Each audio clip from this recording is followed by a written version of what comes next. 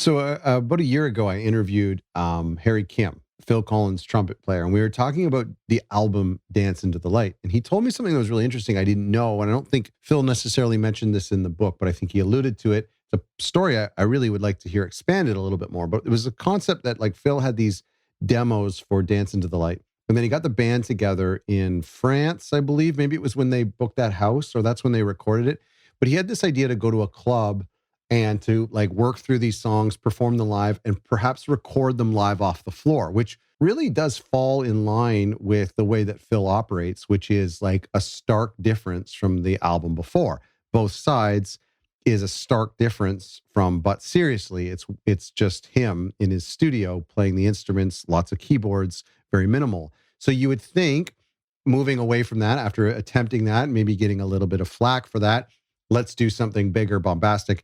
How much bigger can you get when taking some of these big horn centric songs, taking them to a club and making them feel almost like the big band album, which came out around a few years after this. And so let's do that, but for an album. Harry said that it didn't go as planned because Phil kind of fell in love with the demos, which is called demoitis, which is where people have an initial recording of their song idea, and then that's the only way they can hear it, and any other version is wrong.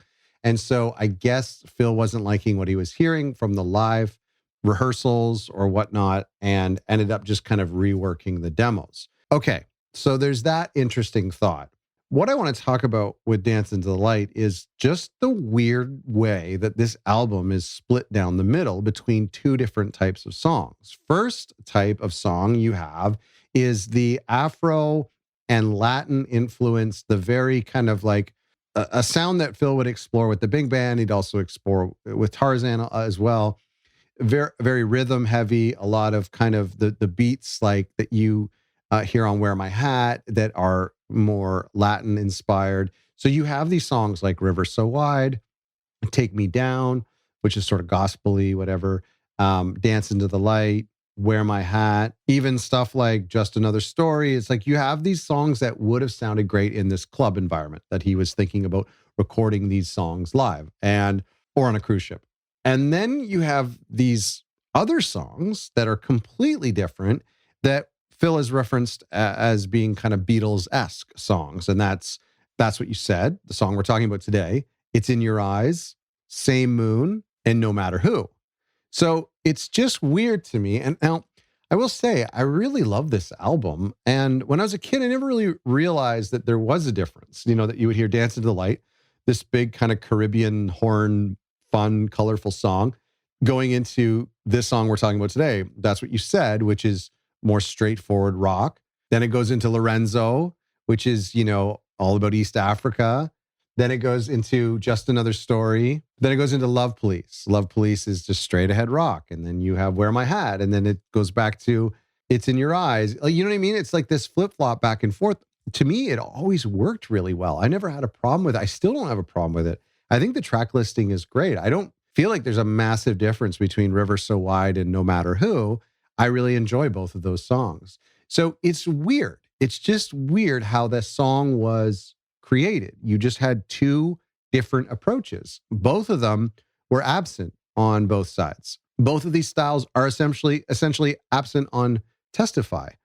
They're both like new style songs. These just kind of straight ahead, guitar driven, Beatles-esque songs. And then the more Latin Afro inspired upbeat songs, stuff that he would kind of do a little bit here and there. But this is just like a new. So anyway, I'm just curious from Phil's perspective, writing for this album. Did he have like potentially two albums in mind? Was there like a what if we did a straight ahead Beatles, Paul McCartney style album? And then maybe there was another album that was more Graceland style, that was, more Peter Gabriel-esque style, that was all of these world sounds. The idea, I'm very curious. I want to ask him about were these two styles just squished together to make one album? Had there been the possibility of it being two albums? Anyway, all that to say, and then let's expand on this even further, which I find is interesting. When you look at the single, okay, so when you look at live, they pushed a lot of the songs like "Take Me Down" and "Wear My Hat" and "Dance into the Light," and they also did "Loco" and "Acapulco." They really pushed that kind of live and loose in Paris. They pushed this like party music. Like Dance into the Light tour, the set list was just so energetic, and it was seen by running around the stage and percussion instruments all over the place and people all over the place. It was a very energetic tour, in contrast to the dark, ominous, spooky set that they used on the Both Sides tour. So it was a very, very like colorful, exciting tour. And I don't think they played the Beatles-esque songs very much on this tour. Correct me if I'm wrong. But then on the other side of the coin, the Beatles-esque songs on this album were actually the singles. It's in Your Eyes, No Matter Who, The Same Moon. Now, Wear My Hat was a single, and the first single was Dance into the Light. Anyway, it's just interesting. You have this album. They're split into two different types of songs. There's a couple wild cards like, the Bob Dylan song, but essentially split into two types of songs. Some of the songs would be more live staples, and some of the songs, the Beatles-esque songs, would be more radio friendly. It's all very interesting to me. There's a story around Dance into the Light that hasn't been written yet.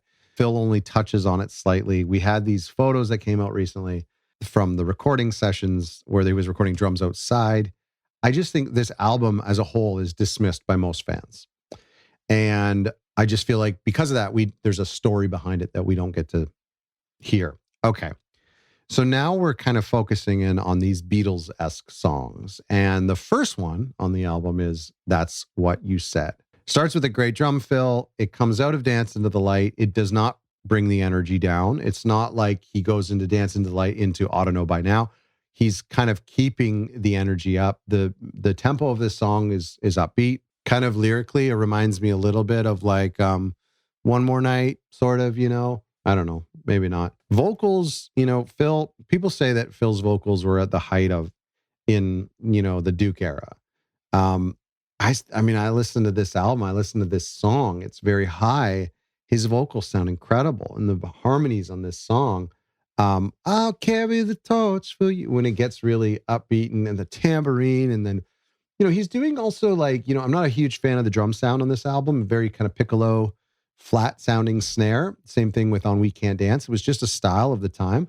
But, it's just like very driving. It's not the standard like bizarre 909 beats, or it's not like big concert tom sounds. It's just kind of like straight ahead, lots of tambo on this song. Yeah, I've always loved this song. I mean, it's got to be in my top 3, top 5 on this album. I mean, I really like this album. There's not a song I don't like on this album, except maybe for Just Another Story or I Don't Know by Now. I think one of those could have been cut. And I mean, the Bob Dylan song I think is great because I'm a Phil fan, not a Bob Dylan fan, but I don't really. The album could have ended with No Matter Who.